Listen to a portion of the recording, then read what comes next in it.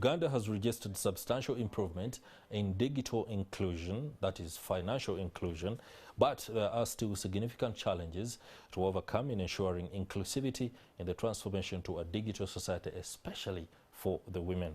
The Uganda National Financial Inclusion Strategy, NFIS 2017-2022 indicates that 25% of women are active users of mobile money compared to 38% of men. That means enhancing financial inclusion for women is still a major challenge in the country. But there are stakeholders who are pushing and making sure that women are brought on board, especially those that are the unbanked. With me in the studio this morning is James Onyuta, the Managing Director at Finca Uganda. Many thanks for joining us. Thank you. Thank you for having me. Great. Enhancing financial inclusion for women. This is a multi-sectoral initiative that has been on for over 30 years, and it is pretty much going to go on until we reach points where we are sufficiently able to say everyone is on board. That's right. Before we understand the nitty-gritty, how far Finca is doing everything it's doing, what is Finca? Good. Thank you. Thank you once again for having me. So Finca is, has been in the market in Uganda for 31 years now. But sure. Most importantly, to note, Finca is a global entity. Next year we celebrate 40 years world over. We are in 4 continents. We serve over 16 countries. 6 of those are in Africa. Uganda was the first in Africa, and that was in 1992. Our mandate is fairly simple. Finca's mandate is looking at alleviation of poverty.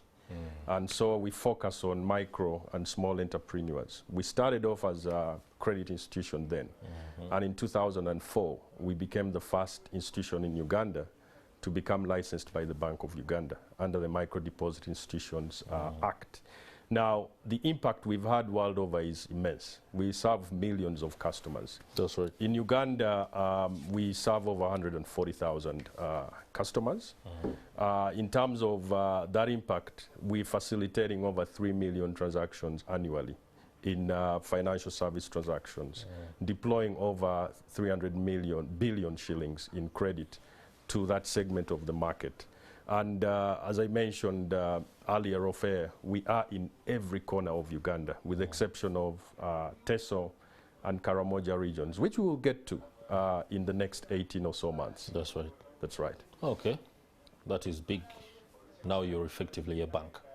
We are, yes, we are a micro deposit institution, which is a tier 4 of licensed, tier 3 of licensed institutions by Bank of Uganda.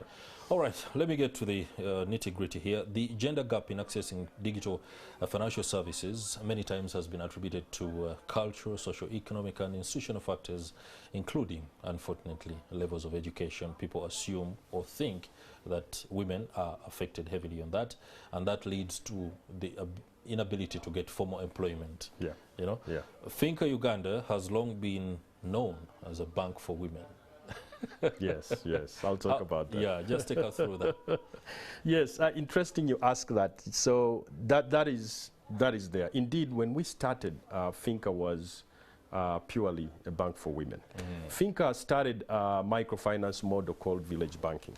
Village banking. Yes, and at that time it was really its model where we were offering credit, unsecured credit, through group guarantorship, and it targeted women. Yeah. And we made great progress. We are here because of the women we serve. But along the way, after our first 10 years, we opened that up.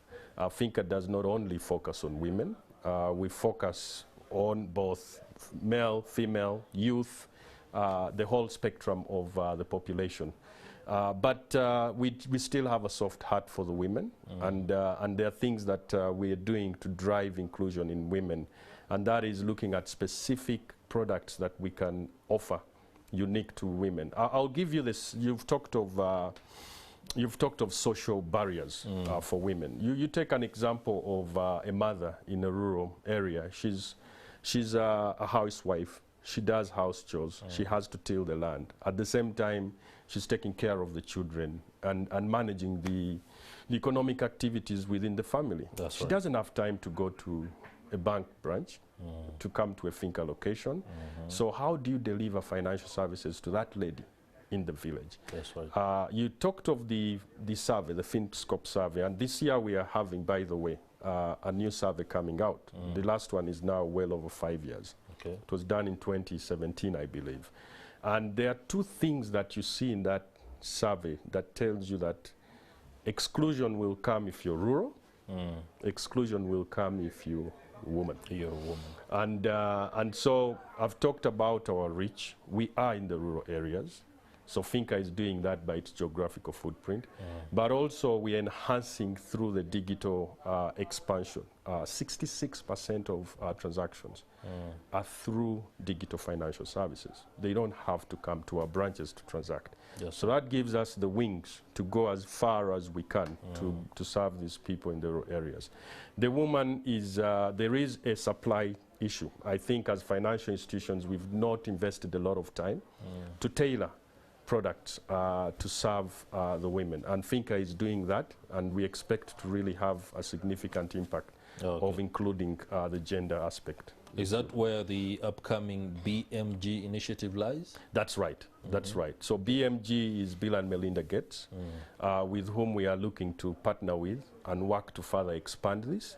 It is a program of scale that will not only work with Finca alone, but we're looking at partners who work with women across the country with the aim of not just offering credit, but financial literacy. As you're aware, you have to train, you have to bring them up to speed with how to use those funds. But also we want to encourage savings, deposits. So not keeping that money in the kaboxi or anywhere. How do you bring that in the formal financial system so that it can help the greater economy? Okay. Thank you. And what is Gonza Life? Gonza Life. Gonza Life is a campaign we launched last week by Finca. It is really a financial inclusion campaign. What we are saying with Gonza Life is for our existing customers and anyone out there who has not yet taken financial services from us, come in and sign up with Finca. Okay. We are incentivizing you, we are rewarding you for transacting, for using formal financial services and saying thank you because you are driving inclusion. So it will run for 3 months. They are rewards, weekly rewards. We will have the first rewards coming out actually tomorrow. And then there will be grand prizes at the end of it. So there are lots of things to win. Smartphones, solar kits, home solar kits, motorcycles. And please look out for all our engagements, communications with you at NTV and all other channels to get more insights about Gonza Life. Okay. Thank you very much for that enlightenment. Now, let me just transition from something that affects the industry in general, regulation of microfinance. That's right. There have been very many pain points on the part of those that are providing the microfinance services, but most importantly, the customers out there, access to microfinance and the modalities through which this money is rolled out, who is eligible and on what terms and conditions. That's right. How are you pushing this, or have those aspects, for example, that you take as pertinent been included in aspects of regulation that may be before members of parliament? Good, thank you. Thank you for that as well. So you mentioned the National Financial Inclusion Strategy at the beginning, and that strategy mentions quite a lot of structural enhancements that the industry has to go through to be able to facilitate financial services.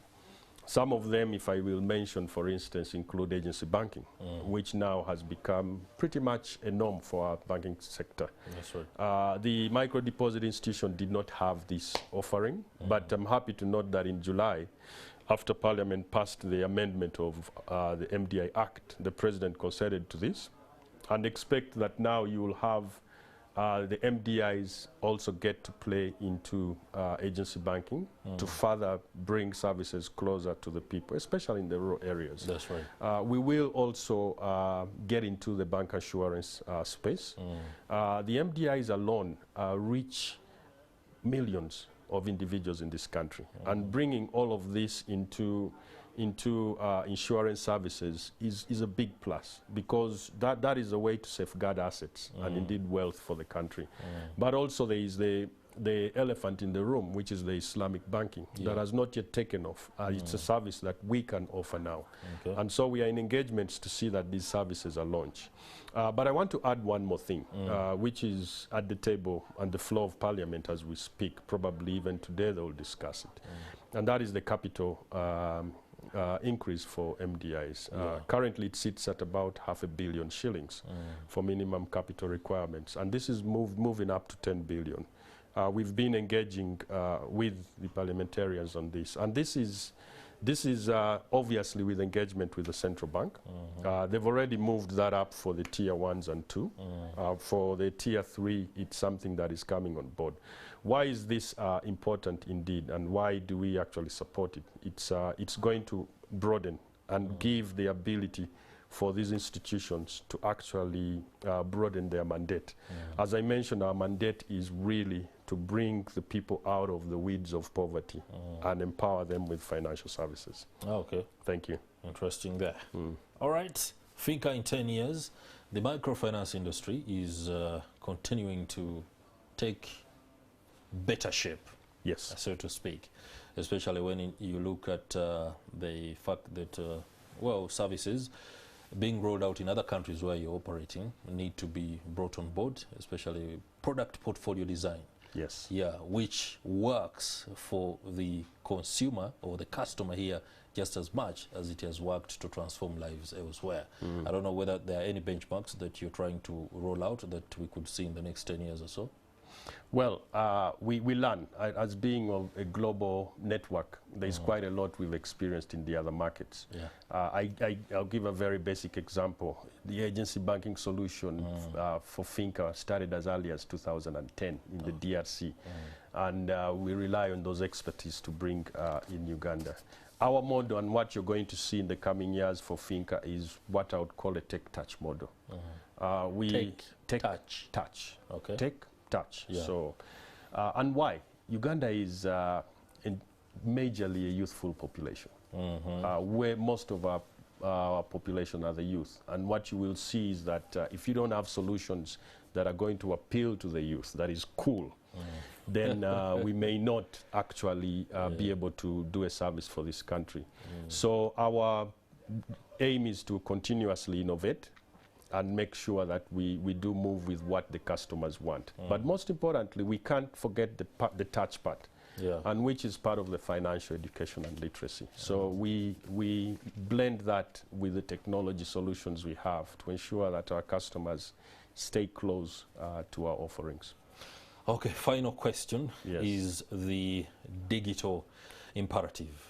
I know there's a lot when it comes to providing these services and products to people readily without any hula baloo, but the cost of technology is also something that affects a customer's ability to be able to take on some of these products. Yes. People don't have the smartphones, but they have the basic phone. The feature phones. I don't know whether that is sufficient to be able to ensure that they are able to get all the products that you might be able to roll out, or there are those products, for example, that are simply down to the fact that if you don't have the smartphone, you won't get them, so you have to upgrade. Indeed. Indeed, good question. Yes, you've mentioned there's an element of cost. That cost is going to come down, continuously come down. Just a few days ago, I saw the director of NITA, IT, mentioning that they've halved or are having the cost of internet already in government agencies. That's right. Yeah, 50% down. That is significant.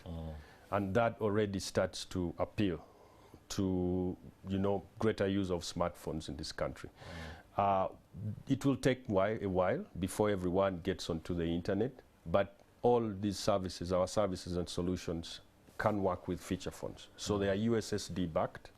And we've seen that, and thanks to mobile money and the telcos, they've done a great job in sensitizing and making everyone literate on how USSD works. Even people who don't know how to read and write know that if I press *203# and 1, I will do a transaction. Yeah, you will do a transaction. So we We do that, but we complement also the education of the customers.